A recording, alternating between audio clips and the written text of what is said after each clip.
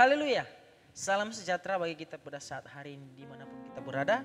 Kembali lagi kita akan sama-sama belajar tentang firman Tuhan pada saat hari ini. Yuk sama-sama kita buka Alkitab kita di dalam surat 1 Tesalonika.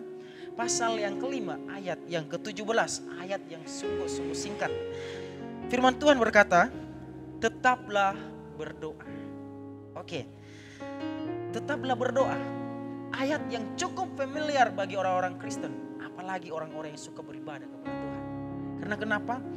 Berdoa adalah salah satu hal yang penting dan terus menerus dilakukan. Seharusnya seperti itu. Dan kalau kita juga perhatikan kata tetaplah berdoa. Tetaplah adalah terus menerus, tidak ada kata hentinya. Apa maksud tujuan firman Tuhan pada saat hari ini? Tetaplah berdoa. Firman Tuhan mengingatkan kita kembali bagi orang-orang yang percaya kepada Tuhan saat ini.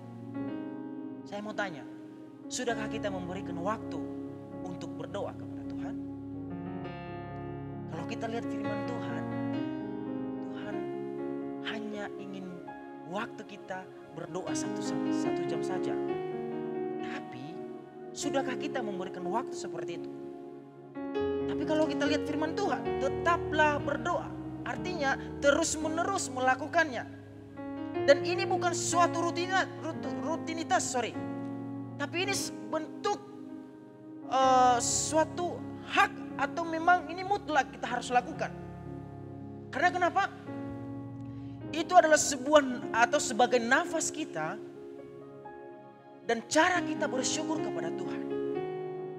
Dengan cara berdoalah kita bisa mengucap syukur kepada Tuhan, kita bisa menyampaikan segala kesuksesan kita kepada Tuhan. Apapun masalah kita sampaikan kepada Tuhan. Tapi yang menjadi pertanyaan saat ini, sudahkah kita memberikan waktu untuk berdoa? Tapi kalau kita lihat firman Tuhan lagi, di dalam Lukas pasal yang ke-18 ayat yang pertama, Tuhan berkata seperti apa? Berdoa dengan tidak berjemu-jemu. Tuhan ingin melihat anak-anaknya memberikan waktunya, bukan hanya sekedar memberikan waktu yang biasa-biasa saja. Tapi Tuhan ingin melihat bagaimana kita, respon kita, mengucap syukur dalam hal kita berdoa. Dalam hal membangun hubungan dengan Tuhan. Dengan tidak berjemu-jemu. Artinya Tuhan ingin berdoa dengan senang hati. Karena bagaimana lagi cara kita? Bagaimana cara kita mengucap syukur kepada Tuhan? Sementara kalau saat ini kita boleh ada. Kita percaya semua karena Tuhan. Amin. Oleh sebab itu, ini adalah bentuk atau cara kita berkomunikasi dengan Tuhan. Fungsinya berdoa adalah cara kita berkomunikasi dengan Tuhan. Engkau bisa berkomunikasi lewat HP dengan keluargamu. Dia bisa mendengarkan suaramu, sebaliknya engkau bisa mendengarkan suaranya. Maka hal seperti inilah yang Tuhan inginkan pada orang-orang yang percaya.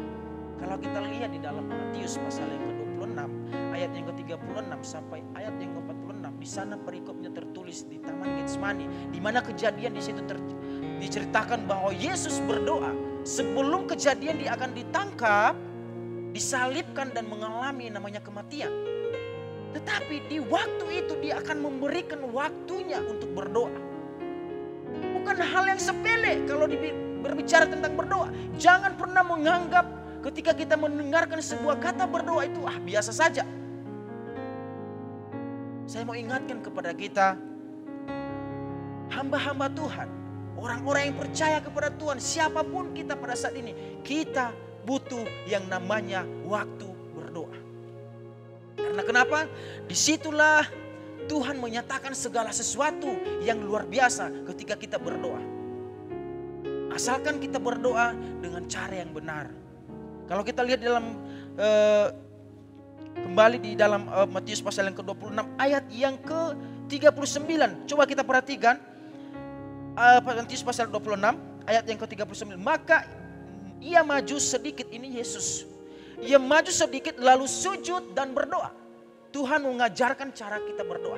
Bagaimana cara kita berdoa kepadanya. Oke? Bagaimana caranya? sujud dan berdoa. Artinya kita menundukkan diri kepada Tuhan. Ini penting. Memang kata tadi tetaplah berdoa itu tidak terlalu udah sering kita dengarkan. Tapi penting kita harus lakukan setiap hari.